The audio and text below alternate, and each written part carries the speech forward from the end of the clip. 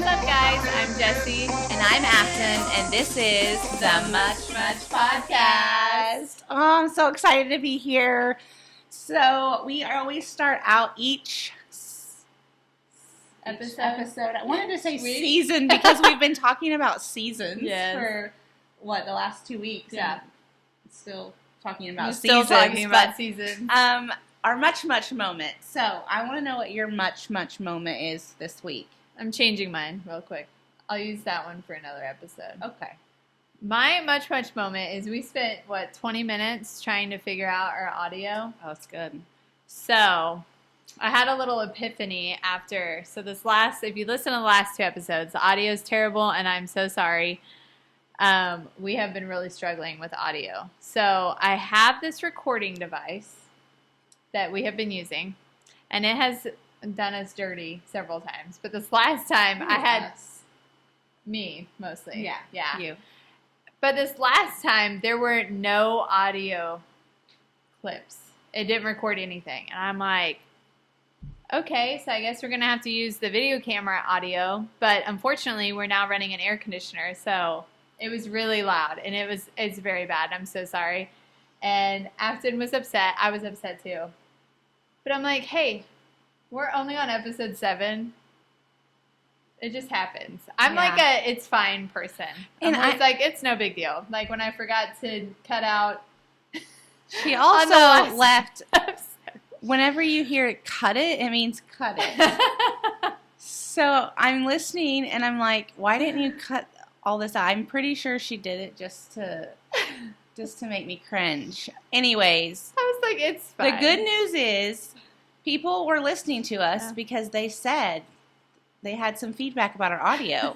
So kudos to everyone listening out there, right? Thank you. We love you. Thank you. I hope you can hear loud and clear now. And I hope this is the end of it. I had to do brainstorming with my husband. I'm like, why is this not working? So, crossing our fingers, hoping we got it solved. But that is my much moment. So what is yours? My much moment is my husband totally pulled off a surprise for me last night, a surprise birthday party. And I don't really like surprises, actually. I'm probably never been truly surprised unless it's by something planned, should I say.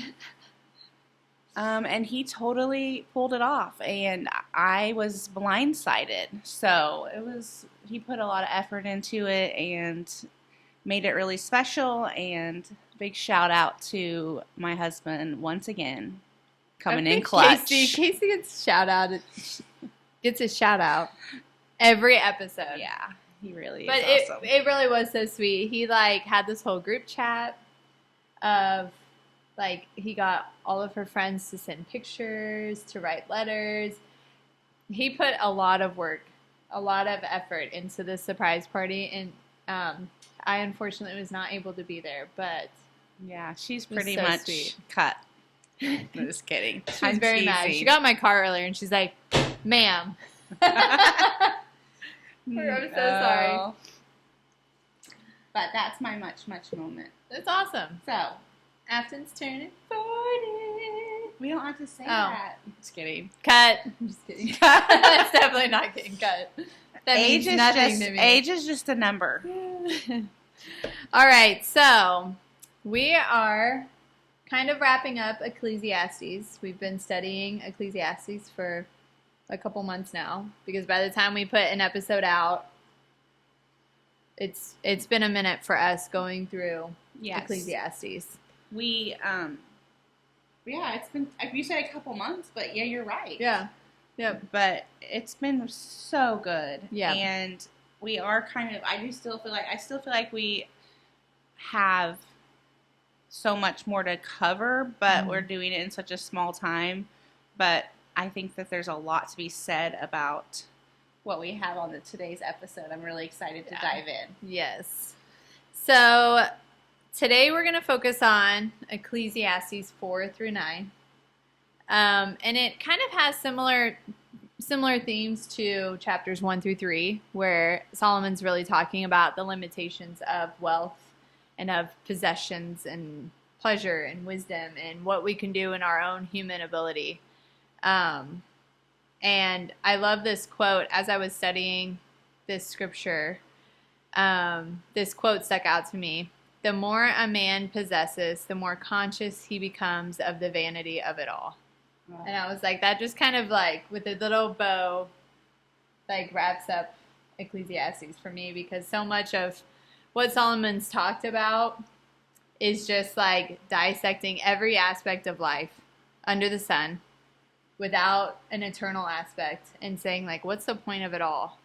And the more that you have, the more you realize, like, it's all just vanity. It's all meaningless. And that's what the whole point of Ecclesiastes is really trying to prove. And I love that. And it's not just when you say vanity, it's like, that really actually speaks to me, because I feel like I can get that way with like personally, myself, especially, you know, getting older, which I mean, I know a lot of you are older and younger, whoever, whatever are watching, but even like possessing more like for yourself, I don't think it's necessarily, which we'll get into that, a bad thing, but it can become a bad thing. It can become an idol. It can become something that you're obsessed with, or something that you look in the mirror and you're like, oh. And I think of that whenever you're talking about that, it makes me think, oh, check yourself. Yeah, it's very easy to get like that quote, keeping up with the Joneses. Comparison. It's very easy to like, oh, so-and-so got a new vehicle. That's really nice. I'd love a new vehicle, or, you know, whatever it may be. So-and-so got a promotion, or they're doing this now. And it's so easy to be entangled by this like sense of jealousy, really, like not being content with what you have and what you're doing and where God has placed you, and always looking at everybody else. Right. Yeah. I love that. So why do people believe the next promotion, purchase, or accomplishment will finally satisfy them? And for me, it goes straight to, not necessarily, we were talking about this earlier, not necessarily to purchases, but I can see that in my life as well. But when I really dig deep into think about my heart in this, it becomes ministry, and like, which is my job, so it's kind of hard that it's not really a job, but it is. Or my photography, or my raising my kids, whatever that might be. What is it? But I can speak to in ministry, it's like, I am a 7, you are a 3, really big on the Enneagram, so I'm always dreaming, and I love to dream big. And then whenever I hit that achievement, or whenever I hit that next promotion, or whatever it might be, then it's like, okay, what's next? It's always what's next.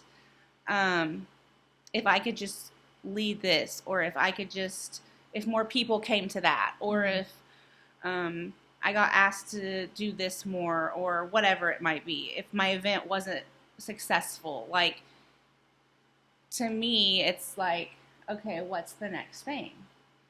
And so, none of those desires, like I said, are wrong. Yeah. But wanting to be effective for God's kingdom, obviously, is a good thing. Yeah. Right? Absolutely. But it reminds us that even good work, like even doing good work for God, can't carry the weight of our identity. Yeah. Yeah. And so I think that's important, that we know that only God can, and not ourselves. So, like a question that I can ask myself, if nothing about and you can ask yourself this, if nothing in your position that you're in right now, or the place in your life where you're at right now, if nothing changed, if it just stayed the same, you had no greater recognition, you had no more influence, would you still believe that God is pleased with your faithfulness? And it's really just something to ask yourself, because then you're not putting your identity in what's next. Yeah. But you're putting your identity in what God has for you, right, and not now. What you want so badly, or have in your mindset upon? That's a great question because being a 3, I'm a doer. And I love the accolades that come along with that. And throughout like my career, that has been like an overarching theme of what's next, what's my next promotion, what can I learn, when can I switch roles, how do I climb the ladder. And that's something that I will struggle with just in my human flesh because I want to achieve the things and I want to have the recognition for doing big things. But when it comes to ministry, that's a great question to check your gut because it's like, are you doing things for the applause or Exactly. are you doing things for God? Yeah. Like truly out of a heart to serve. Mm-hmm. And he might be asking you, for example, this morning in kids' church, I cleaned up puke off of the bathroom floor. That's not a great job. I was not going to get any accolades or praise for that, but God needs me to serve in kids ministry. And so if that's what I have to be doing today so that other people can attend service and then they can leave their kids so that they can go to service, then that's what you do. So ministry is a good way to kind of have some of that pulled out because you do a lot behind the scenes without people seeing. And you don't get, for sure. It's not a corporate ladder you can climb. It is literally just. And I think that's in itself, that's probably why it is a little bit harder because it's such a servant-hearted thing. Like it's just, it's you're just pouring yourself out. Yeah, daily. absolutely. Yeah. But I also like that something I wrote down here was that it doesn't mean that I have to stop dreaming or stop pursuing that excellence. It means you hold those dreams with open hands, and that's something I've really had to learn that's really sweet. over the last 13 years is like, okay, if I have my hands closed, God can't do anything. But when I have my hands open, there's so much more for him that that he wants for me that I could ever even imagine. And I tend to hold my hands closed so much more than I like to say. That's a really beautiful example though, because even when you're like given something, it may only be yours for a little while. Yeah. And then he may be like, okay, I'm calling you to this now, and you've got to let go of this that you've poured years of your heart into because it's time for somebody else to take on that role. And it reminds me a little bit too of like fostering a child. Yeah.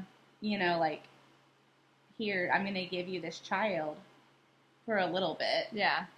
But then I don't know what's going to happen. Here you go. Yeah. And that's like very difficult because you have to put all your trust in God. You don't have a choice in that matter. Yeah. And so, I mean, I feel that. Like, it's like, I see that in people. Like, so good. I love this, while we're on this question still, in Ecclesiastes 4, verse 6, he says, better to have one handful with quietness than 2 handfuls with hard work and chasing the wind. And he's really just reminding you that it's better to be content with what you have than to always be grasping at what's next and what else could I be doing. Yeah. It's just a really great and I think example. Too, like I grew up, my mom is a very content person. And so I learned that a lot. Like I learned she was always like, you just need to be content with what you have. I'm sure a lot of people grew up that way. You need to be content. And of course I tell my kids that, well, you need to be content. And while I think it's okay to be content, but I also think it's okay to want to achieve more in a realistic way, like in a way that God, if it's coming from God and not just from me.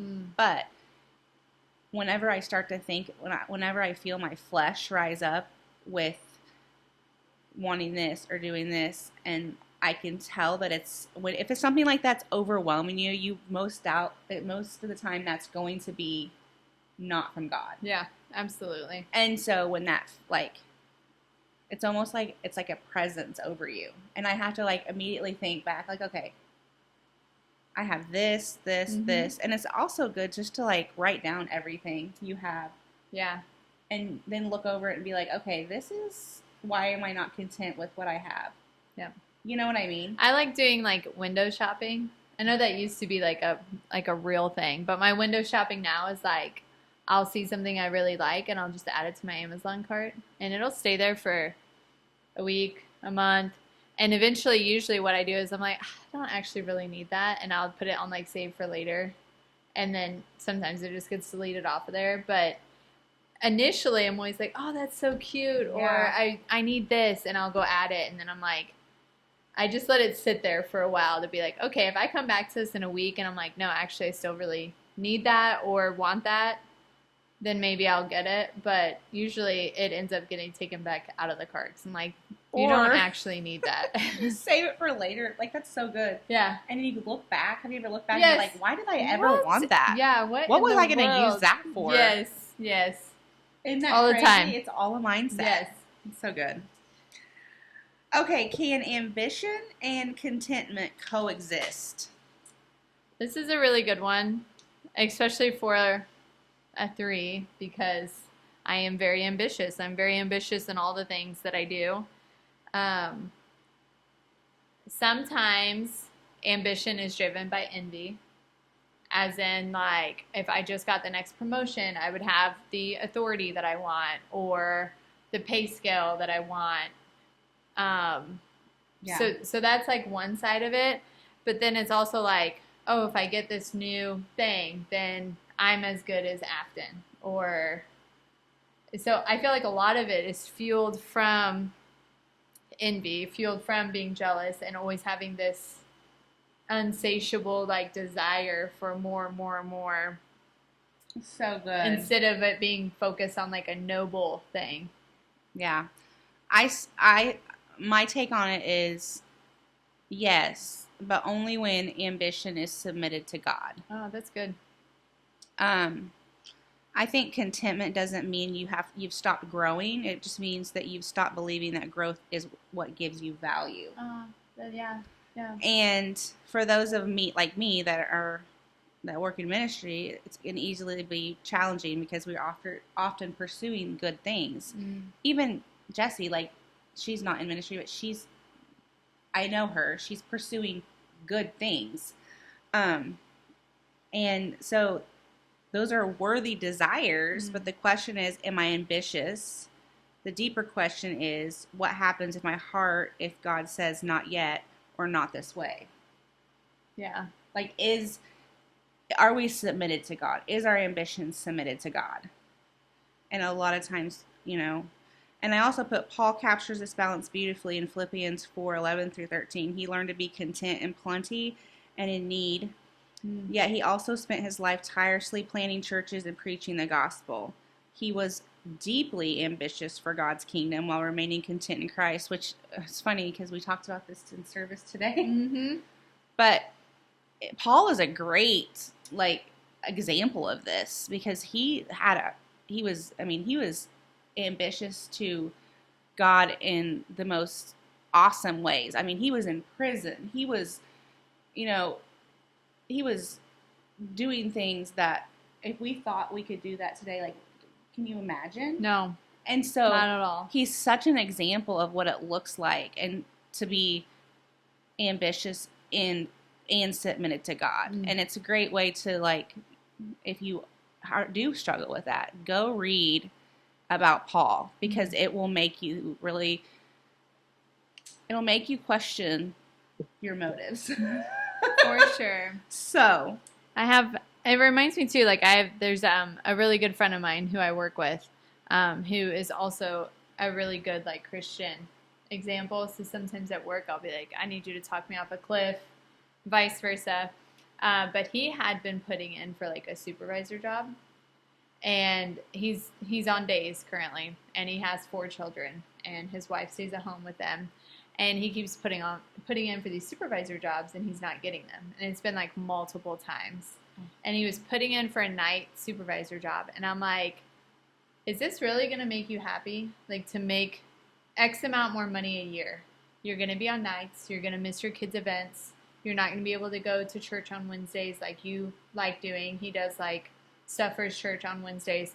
I'm like, all of the stuff that you're giving up for what? For more money? You can find another way to make more money. You're not struggling to make ends meet. And he continues to put in for these roles. And I said, you know what? Eventually you keep doing it. God keeps closing the door. I said, eventually God's just going to let you have it and see that you should have been content with what you had. And now, because of free will, you still have choices that God allows you to make. If he's closed the door for you X amount of times, but in your heart, you're still wanting more, and he lets you have it, I feel like you're going to regret giving up what you have now, which is a great work-life balance. Time for you to have a farm and to do other things and to spend quality time with your family, to step into this role that he really doesn't have for you. And you're going to see that you should have just been content with what you had. And he eventually, on this last time, pulled his application back out. And he's like, you're right. He's going to eventually say yes, and it's not going to be what I want. And I'm like, I'm just telling you, it's so not good. Always about a paycheck. Right. It's not. That's so good. What role do suffering and disappointment play in developing wisdom? This is such a hard topic that Solomon goes into. And it's hard because we'll never fully understand God's purposes. We'll never fully understand everything that God does. But we have to trust God even when it is difficult. And that's the thing that it gets very hard to, like when you see the wicked prevailing and you see the good people suffering and you're wondering why, like why would God allow this to happen? Right. You still have to trust God even in the difficult situations. And I feel like that's where that wisdom comes from, is that when you're faced with sorrow and despair and these really, really hard seasons, and you learn truly to trust in God and his plan, not knowing the answer, not knowing his purpose, but you choose, like, I'm going to trust God no matter what. That's where that wisdom comes from, that I feel like Solomon's talking about here. Is it's more than just a surface level of like, why would this happen? And this isn't fair and life is unfair. He's like, it's this wisdom that you gain from having perspective, from having like these seasons that you walk through that aren't always roses and rainbows. It's learning from all of this. Just, I also thought about like Romans 5:3-4, suffering produces perseverance, perseverance produces character, character produces hope. And it's like in those times where you are suffering and it is difficult, that's that producing of that perseverance and character and hope that God's trying to get out of you through really difficult times. I think too, it's such a, when I think of, I obviously relate this back to like suffering and in my own life, or like disappointments, and or when I'm disappointed, or when I've gone through something. And I think a lot of it, where it exposes, like for me, like anxiety, obviously I've talked about that. Like that's a lot of my, like I carry a lot of that. And so I feel like too, that's a desire to control an outcome. And so many of us, that's what we do. Yeah. We want to know why this happened. We want to know, which, today we were talking, or today during our church, I want people to know, it's so good, that God doesn't bring bad things. Like bad things don't happen because God caused them. But I do think he uses bad things for his good. Yeah. And so I think sometimes when we try to control the outcome, it's like it's a losing battle. Yep. You know what I mean? And I also think too, like we see that throughout the Bible. David poured out all of his fears in Psalms. Elijah became so overwhelmed he wanted to give up. And then Paul wrote about being burdened. beyond his own strength, and none of those experiences disqualified them from being used by God. And I think that's so important because we see when we're going through suffering and hardships as we see it as, are we going to get, like, is this going to be, like, why am I going through this? Yeah. Yeah.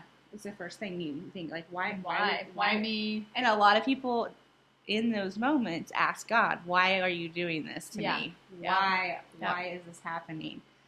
And I think the biggest thing is that we have to be faithful and know God's word and stand on his word in those times, and be rooted in his word, because those are the times we're going to need it most. Yeah.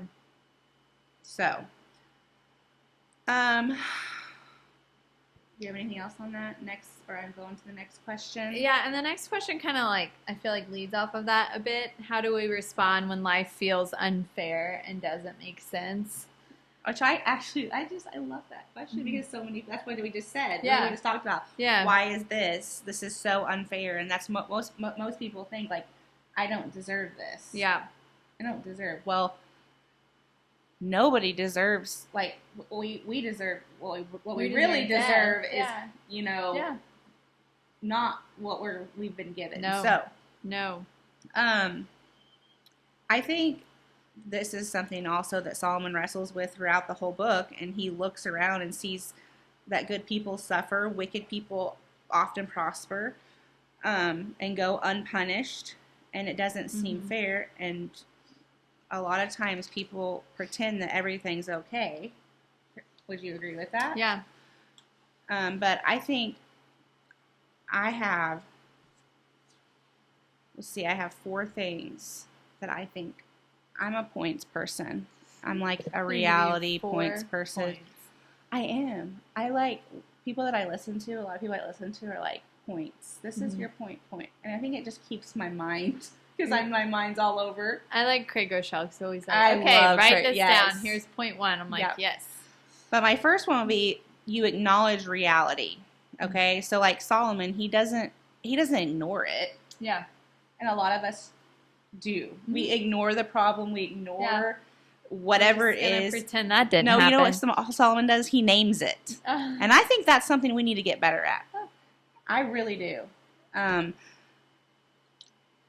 Telling God, like, naming whatever that is. And that's hard because when you speak it out loud, it becomes reality. You know, it really does. Yeah. Because if you're keeping it in, sometimes just speaking it, it's like, it's such a big thing whenever you're speaking God's name. Sometimes that, when we just say Jesus, like, there's just something about that. Truly calling on him. Yes. Because you know what? God isn't threatened by our questions. No. And throughout the Bible, like, honestly, it says, like, people like David, Job, and Jeremiah brought their confusion to him honestly. Yeah. And I think that's what he wants. I think that's what he craves. Don't you think he craves that? Yeah. Like, just come to me. Like, just be with truthful. all your burdens. Yeah. And number 2 would be accept that we won't understand everything. Yeah. Right? That's hard. And that's hard for someone that's a control freak. Mm-hmm. Yeah. And honestly, or just anyone, even when you're not a control freak. We want to know everything. Yeah. We want to understand why. Yeah. It's logic. It's for us to try to, it's a logical thinking to make sense. Yeah. And guess what? No one can fully comprehend all that God is doing. And then 3 is just to continue being faithful. And I think, whenever I was going through all that, I said, like, I'm knowing that not being faithful there's, how should I say this? Not being faithful is not an option. Yeah. It's just not. Yeah. Like, you show up no matter the outcome, no matter what happens, no matter where you're at in life. And I feel like I'm speaking to someone out there that is, just, they don't feel like they have hope. They feel like they've lost everything. They feel like there's nothing that's going to bring them back. And that is such a lie. It's a lie. Yeah. And that you just continue being faithful, one step at a time. Don't think about tomorrow. Just think of each step as a step, and God will get you through it. And that's where our obedience comes through. Yeah. That it's just, that's part of it. So And as a parent, I feel like it's easier because you have people depending on you, like that need you. But even if you're walking through something like that and you don't have children or a husband depending on you or a spouse, you can think about there's at least one person who needs you for something.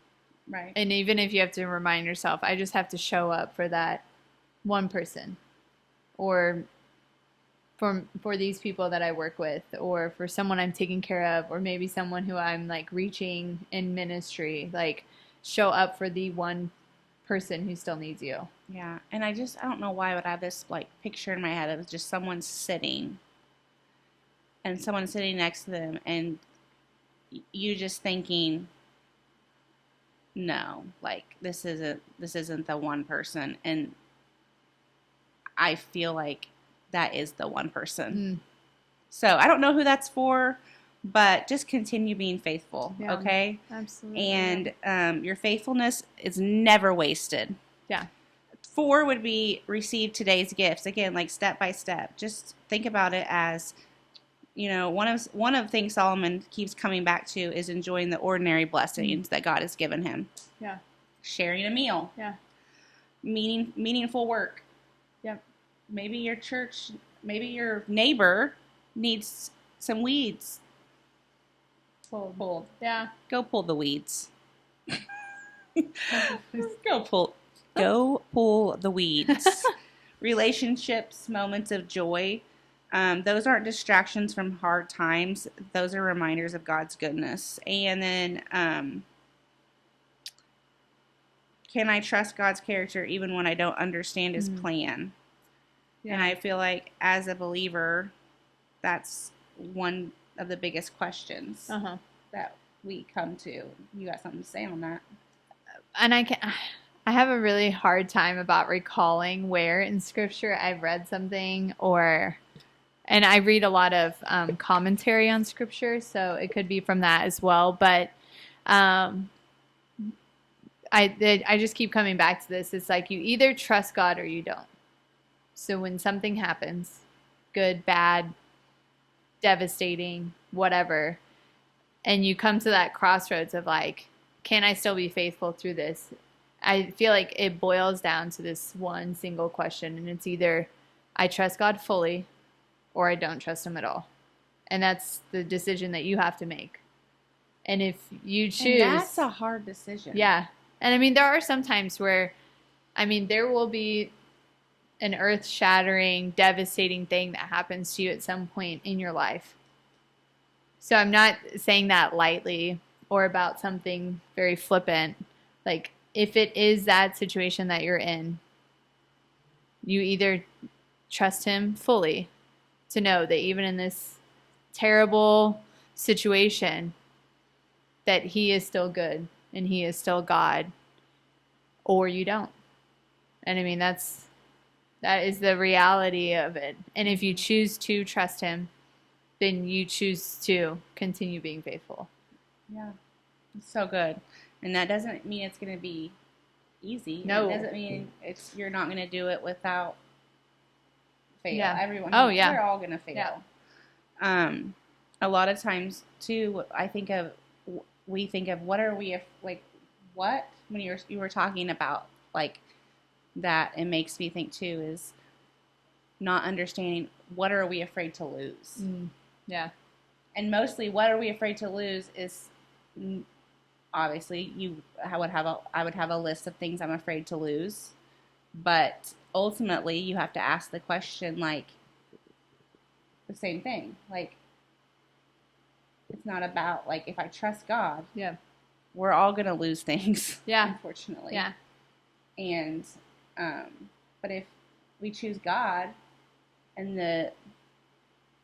we know that we're choosing the right side. Yeah. And also a lineage of good things, and if it ain't good, It ain't over. Good job. Yay, that's our bow quote of the day. Bow quote. There you go. But and I feel like this is like, you get to Ecclesiastes, you read Ecclesiastes, and you think it's kind of morbid, and it's a little bit depressing if you don't understand the true context. And what Solomon is trying to convey through all of this is that if we're approaching life with this like under the sun mentality, that we can try fulfilling our desires with wealth and with success and with possessions and with all of these things, we're going to get to the end of our life and it's just going to be that. It's just going to be over. We're not going to be remembered. That's going to be the end. Or we can look at life in light of eternity and say, all these things that everyone else finds so important, they're really truly meaningless. What's the most important is my relationship with God and my faithfulness. Yeah. And all of these other things are going to pass by. And I also, too, like, your relationship with people over possessions is, Yeah. I want to put that in there, too. Like, there's people that need reach. There's people that you, like you said, that you can only be a part of, that's only going to listen to you, or that's just waiting for you to say something. Reach out and grab that.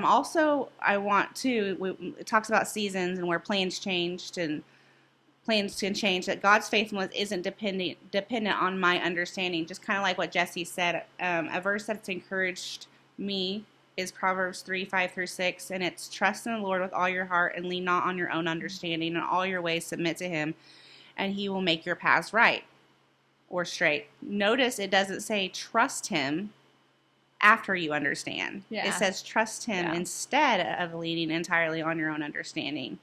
So I think that's such a good way to close out that. Like, lean on him. Yep. Trust him. You're not going to have all the answers. Yeah, you're not. So,